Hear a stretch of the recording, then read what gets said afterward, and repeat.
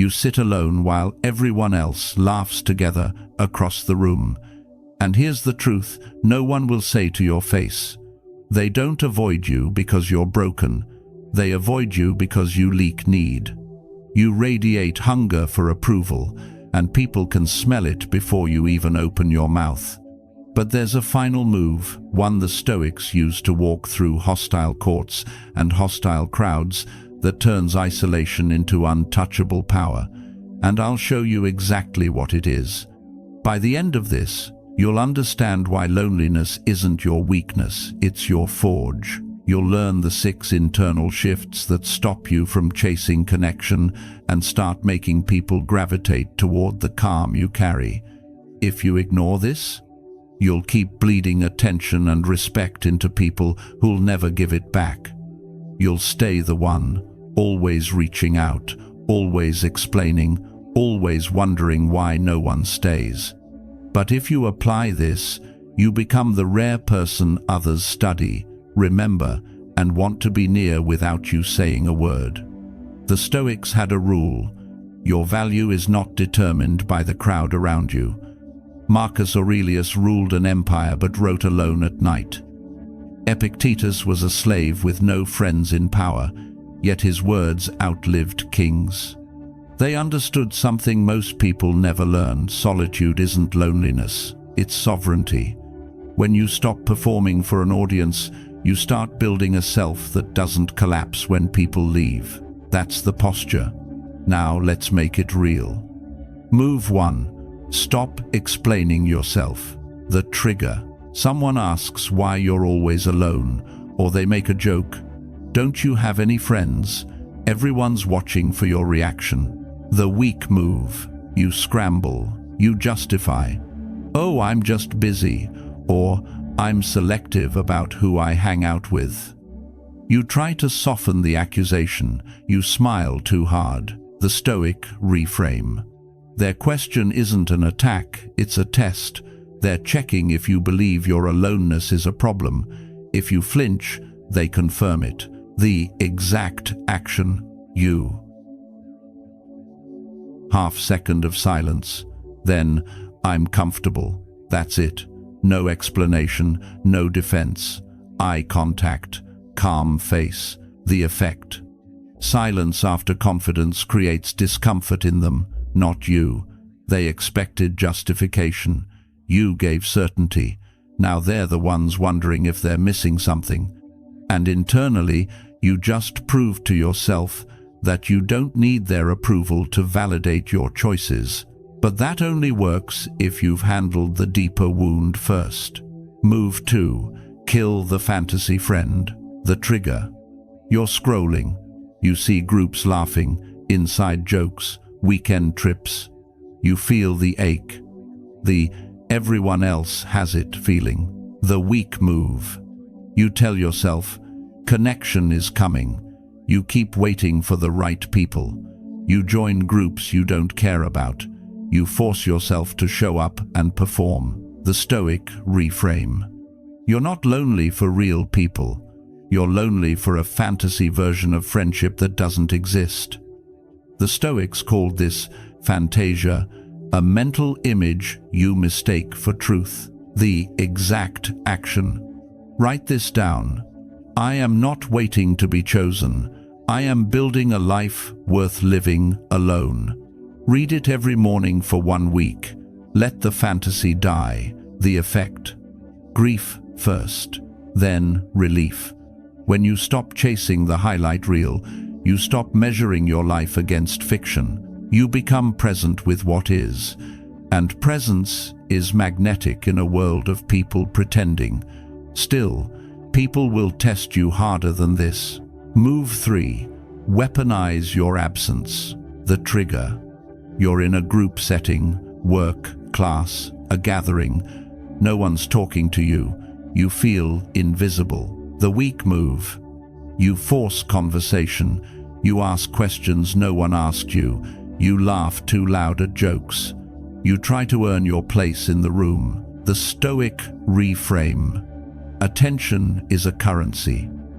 When you give it for free, it has no value. When you withhold it, people notice. The exact action.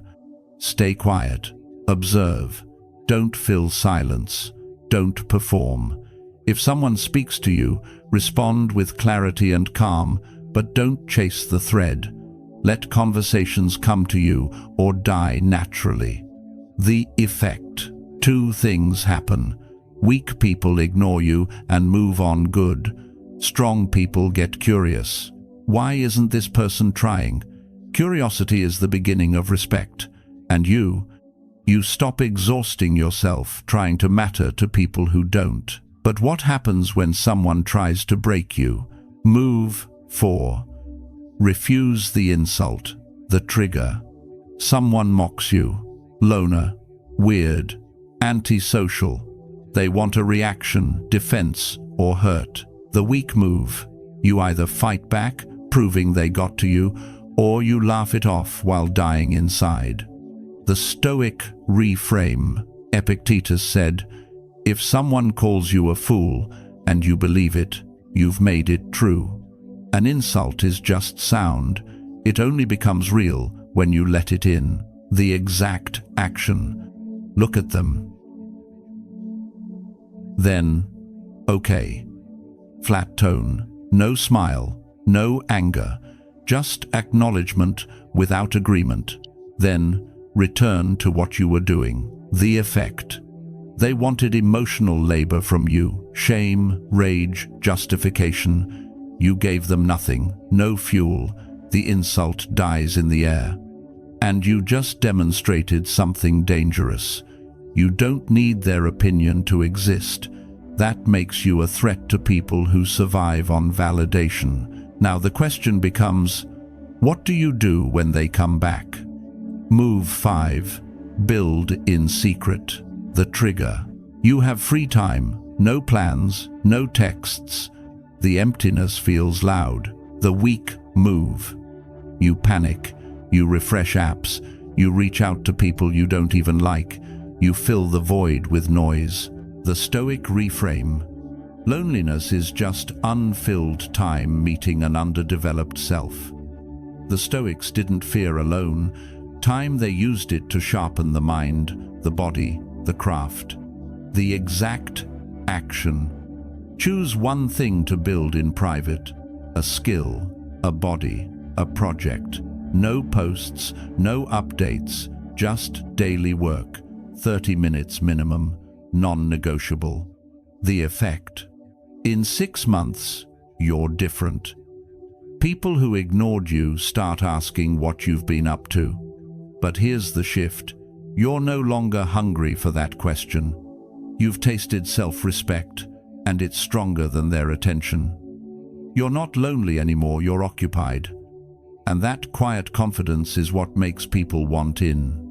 But even this isn't the deepest move. The final principle.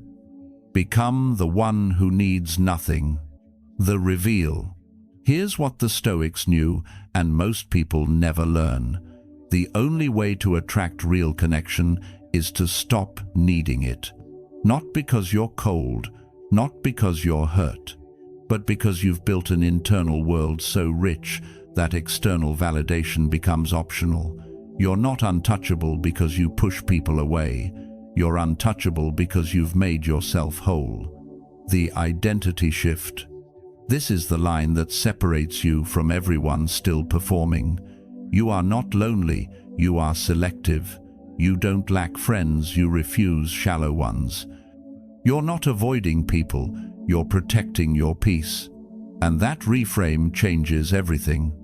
The implementation ritual. Every night before sleep, ask yourself one question. Did I compromise who I'm becoming for someone who won't remember me next year?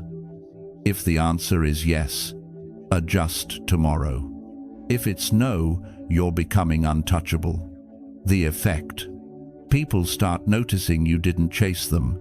They start wondering why you're not bothered. And the ones worth knowing, the rare ones, they'll come. Not because you performed, but because you became someone worth knowing. And you'll finally understand, you were never the problem. You were just surrounded by people who couldn't handle someone who didn't need them. So here's where you are now. You've stopped explaining. You've killed the fantasy. You've weaponized absence, refused the insult, built in secret, and made yourself whole. That's not loneliness, that's sovereignty. And sovereignty doesn't beg for a seat at the table. It builds its own. Walk into rooms like you already belong, not because you need them, but because you've become the kind of person who doesn't need anything from anyone. That's the Stoic edge. That's untouchable. Now go make it real.